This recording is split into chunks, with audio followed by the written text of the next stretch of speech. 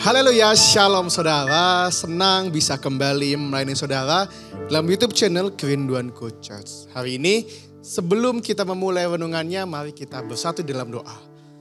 Tuhan Yesus, terima kasih Kau baik, Engkau setia dalam hidup kami Tuhan. Sebentar kami akan mendengarkan sedikit dari kebenaran firman-Mu. Berbicara setiap kami agar firman ditabur pada hari ini menjadi kekuatan dalam hidup kami. Di dalam nama Tuhan Yesus, sama-sama kita katakan amin. Haleluya saudara, puji Tuhan. Hari ini saya tertarik membahas tentang bebas dari belenggu. Saya tuh rindu untuk ngomong bahwa banyak ada sekitar kita bilang merdeka, merdeka, merdeka. Tapi sebenarnya dalam hati kita, dalam hidup kita nggak merdeka, merdeka banget. Kadang kita masih diperhamba oleh ketakutan. Kadang kita diperhamba oleh apa? Adiksi kita, keterikatan dalam hidup kita. So hari ini belenggu ini bisa disebut dengan adiksi kita. Dengan keterikatan kita, dengan penyembah berhala kita. Maka dalam Galatia 5 pertama dikatakan, supaya kita sungguh-sungguh merdeka. Kristus telah memerdekakan kita. Karena itu berdirilah teguh dan jangan mau lagi dikenakan kuk perhambaan. Ini saya bilang tadi bahwa badan kita merdeka, bilangnya kita beda orang yang merdeka.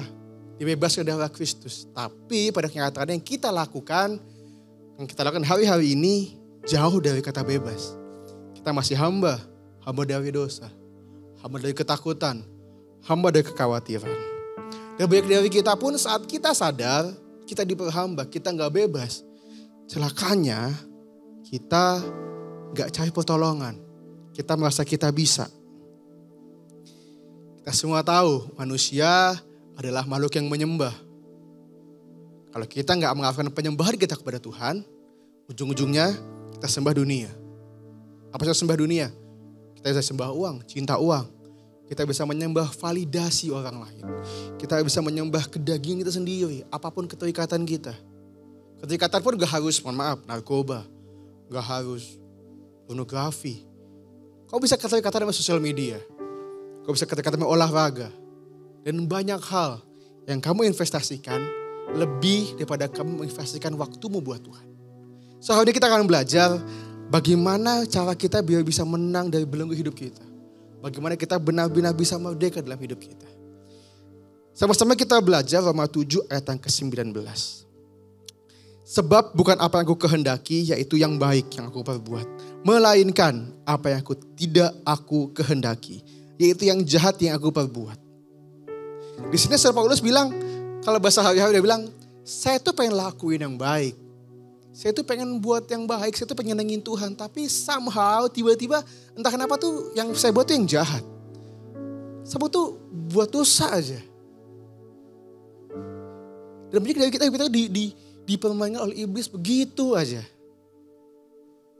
Iblis walaupun cara dia menemui kita berbeda-beda, tapi garis besar selalu sama. Saat kamu belum berbuat, dia mengecilkan dosamu. Saat kamu udah jatuh, dia besarkan pelanggaranmu. Saat belum jatuh, dia akan bilang gak apa-apa, yang lain juga begitu. Gak apa-apa, wajar. Sekali doang. Tapi giliran kamu udah jatuh, dan kamu mau bertobat, iblis akan bilang, kamu tuh kotor. Apa yang lo habis lakuin sih? Ngapain lo doa? So yang pertama sebelum kita bebas, kita harus tahu, kita harus bebas dari kebohongan itu. Kita harus menaklukkan kebohongan dari si iblis. Kita harus menaklukkannya. Dalam 2 Korintus 10 ayat yang kelima dia bilang gini. Kami mematahkan setiap siasat orang dan merubuhkan setiap kubu yang dibangun oleh keangkuhan manusia untuk menentang pengenalan akan Allah. Kami menawan segala pikiran dan menaklukkannya kepada Kristus. Garis bawahi kata merubuhkan setiap kubu. Kata aslinya dengan kata hupsoma, barrier. Sebuah kalau bahasanya kayak partisi. Iblis tuh pengen gini. Iblis tuh gak masalah Bapak Ibu ke gereja. Bahkan iblis gak masalah. Bapak Ibu engkau anak muda nonton renungan Ibu gak masalah. Tapi bermasalah kalau saat kamu ke gereja, kamu memutuskan untuk bertobat. Karena iblis pengen kamu tuh kayak punya dua dunia. Hari Minggu kamu tobat, Senin sampai Sabtu kamu kumat. Iblis gak masalah memang ditabur. Selama gak berbuah dalam hatimu. Dalam hidupmu. Iblis pengen kamu tuh di dunia. Banyak dari kita kok gereja, ibadah, tapi kita punya keterikatan. Kita melayani hebat, orang kenal kita orang yang hebat, orang yang baik, orang melayani, orang yang keren. Holy banget kelihatannya. Tapi sebenarnya inside of you, dalam hatimu, dalam hidupmu kamu punya something. Yang mungkin gak ada yang tahu, cuma kamu dan Tuhan yang tahu. Soalnya kalau setiap kita yang capek dibohongin sama iblis, dimuter-muter situ aja. Sesuai kita bertobat. Karena iblis raja pendusta.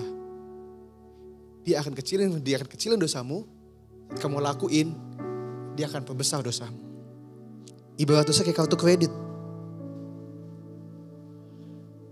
Kamu buat sekarang, kamu tanggung nanti. Seperti saya bilang waktu saya tadi, manusia itu menghamba. Setiap hamba pasti punya Tuhan. Kalau Tuhanmu bukan Tuhan, pasti Tuhanmu dunia. Tinggal pilih mau yang mana. Pasti. Bagaimana cara kita untuk bisa menang dari kebohongan si iblis? Yang kedua, believe that Jesus is the source of freedom. Kita harus percaya bahwa Yesuslah sumber kamu merdeka. Maka dalam Yohanes 8:36 bilang, jadi apabila akan memerdekakan kamu, kamu pun benar-benar merdeka. Setiap kita di ruang tamu di rumah kita, di dapur, kamu punya kulkas, kamu punya microwave, kamu punya rice cooker, semua punya fungsi yang berbeda-beda, tapi mereka bergerak dengan satu sumber, yaitu listrik. Setiap kita punya adiksi masing-masing, tapi untuk bisa lepas, cuma satu sumbernya, Yesus. Gak lain gak bukan. Hanya dekat Allah saja, kamu bisa menang dari itu semua.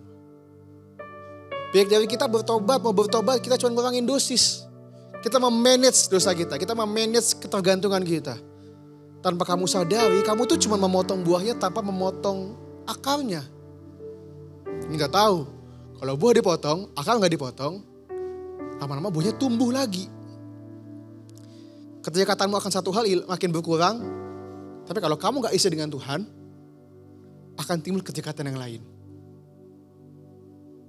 Dan manusia pun, orang percaya pun gak lepas dari yang namanya adiksi.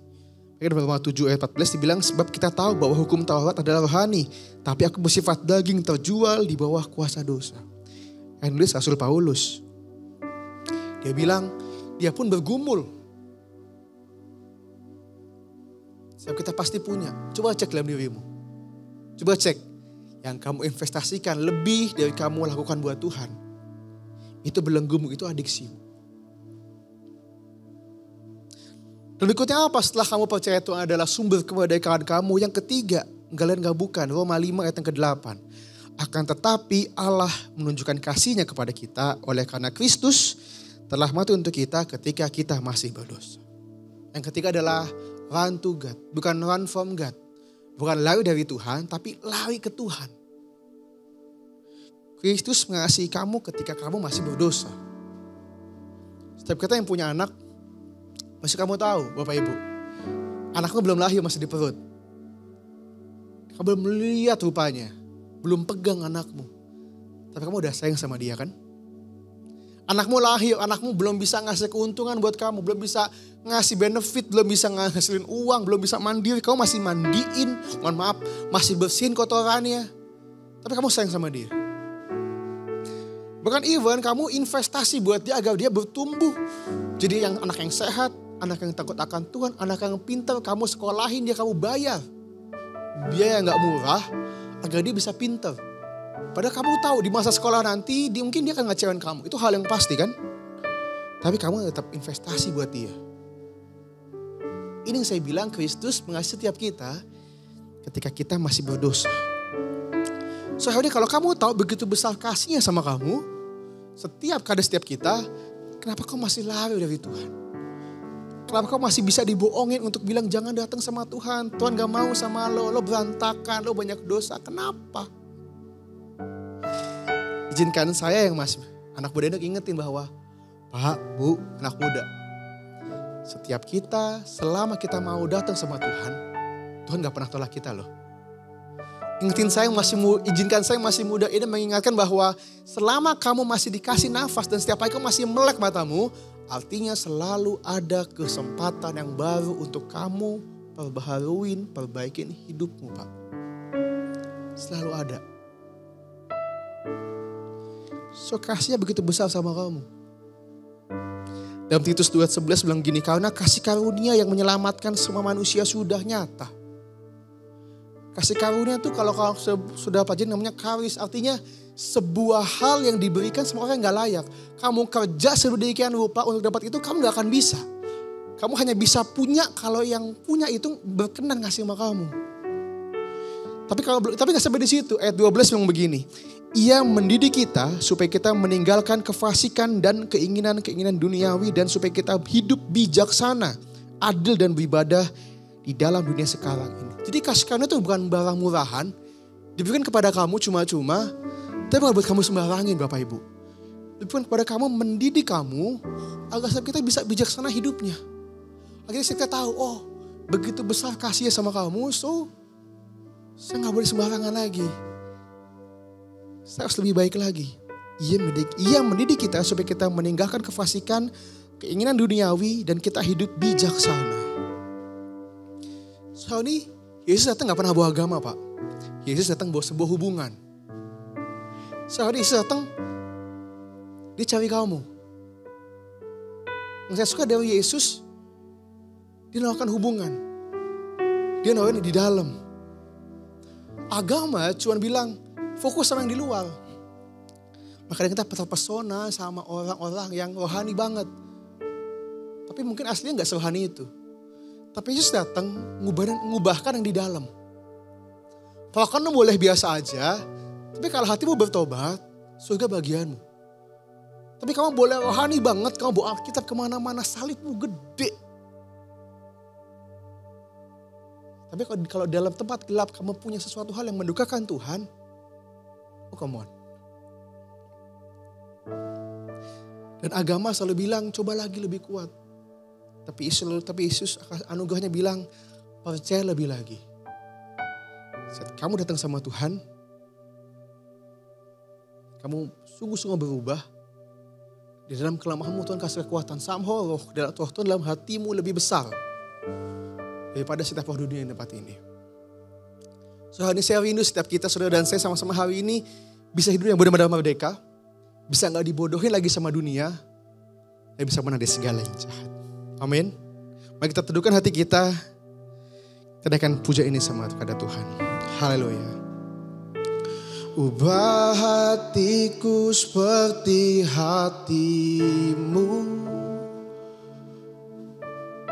Kudus berkenan bagimu.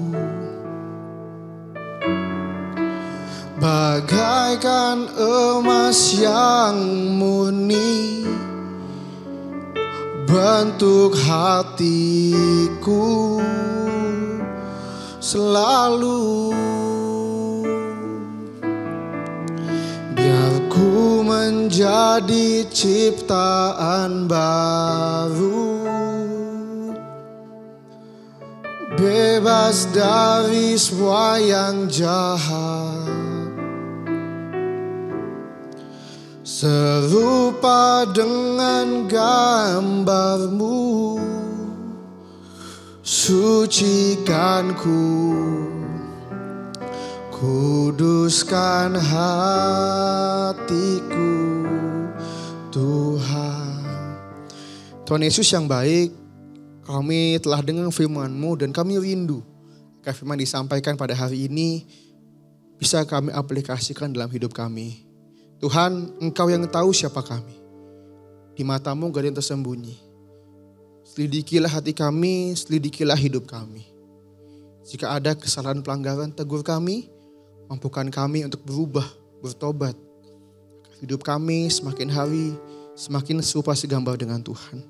Beri kami kekuatan, kemampuan untuk menatap segala yang jahat. Hidup kami bisa benar-benar merdeka. Kami gak dibohongin lagi sama iblis, dipermainkan oleh dosa. Hidup kami boleh berjalan dalam pertobatan dan menyenangkan hati Tuhan. Kami serahkan hidup kami sepenuhnya ke dalam tangan-Mu. Tuntun kami, pelihara kami. Dalam nama Tuhan Yesus. Sama-sama kita katakan, amin. Semangat saudara yang punya surga, crazy in love with you. Bye-bye.